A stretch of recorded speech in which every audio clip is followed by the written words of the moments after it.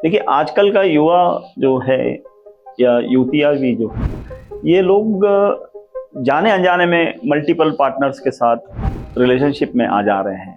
Actual में क्या उनको रिलेशनशिप का पूरा महत्व भी नहीं समझ रहा है, मतलब भी नहीं समझ रहा है, और नासमझी के अंदर वो कई सारे रिश्तों में आ जा रहे हैं।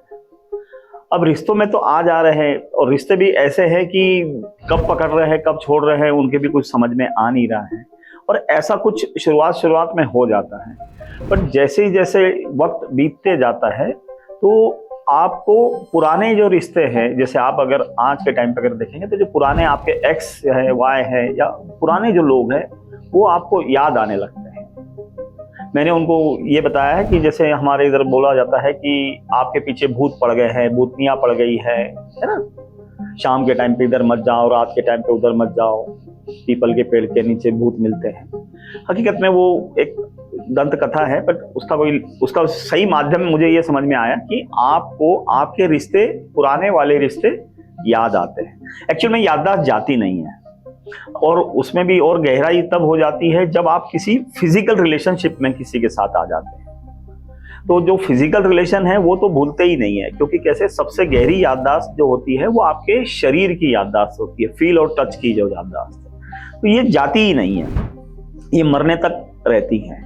तो होता ये है कि दिन भर तो आपका बीत जाता है, पर शाम होते होते जब आप थोड़ा सा फ्री हो जाते हैं, थोड़ा सा रिलैक्स कंडीशन में आ जाते हैं, तो सब चीजें आपकी याद आने लगती है। तो मैंने तब बोला था कि सारे भूत भूतनियाँ शाम को आपको याद आ जाती है, एक साथ सारी आ जाती है। आपके जितने भी रिलेशनशिप हुई है, जितने भी फिजिकल आप जब जिन से भी हुए हैं, वो सब याद आ जाते हैं। और वो जब याद आ जाते हैं तो आदमी का जो दिमाग जो खाली हुआ है वो और ज्यादा तनाव में आ जाता है, जिससे उसको समझ ही नहीं आता है कि करे क्या। पहले तो काम का तनाव खत्म हुआ, जो भी आप काम कर रहे हैं, और उसके बाद में फिर अब आप और तनाव में आ गए, क्योंकि सारी यादें आ गई, और हर यादें के साथ में कुछ ना कुछ टेंशन है, कहीं तनाव हुआ है, कहीं कोई ट्रॉमा है, या कहीं कुछ अच्छी यादें, कहीं बुरी यादें। तो वो एक साथ जब आती हैं तो आदमी परेशान हो जाता है, और उसके कारण उसको नशा जरूरी हो जाता है, क्योंकि सबको भूलना है। नशे का सिंपल क्या मतलब है, अगर आप दारू पी रहे हैं या सुट्टा लगा रहे हैं या गांजा पी रहे हैं या कोई भी वीड या किसी भी तरह का कोई नशा कर रहे हैं, तो नशे का मतलब क्या है। हो सकता है कि आप रात में कहीं जुआ खेल रहे हैं या कुछ ऐसा, आपने आप को जिसको बोलेंगे भुलाने के लिए, जो यादें हैं वो भुलाने के लिए आपको कुछ ना कुछ करना पड़ेगा। अब ये नशा हम करते क्यों है, क्योंकि कैसे है कि जब ये नशा करते हैं तो हम चीजों को भूल जाते हैं, गम रहता है या कोई किसी चीजें भूलने के लिए नशा करते हैं। तो आजकल युवाओं में नशा का चलन भी इसी कारण ज्यादा बढ़ गया है, क्योंकि उनके जो डिप्रेशंस है, एंजाइटी है, या फिर या इस तरह की कई सारी यादें जो है वो उन तनावग्रस्त बना दे रही हैं, और उसी से भगने के लिए या उन यादों से भगने के लिए, दूर जाने के लिए वो नशे में जा रहे हैं। अब ये नशा करके तो कैसे समय थोड़ा सा बीतेगा, थोड़ा सा जो रात में जब सोने के पहले जो तनाव है उसको रिलैक्स करने के लिए सिर्फ नशा कर रहे हैं।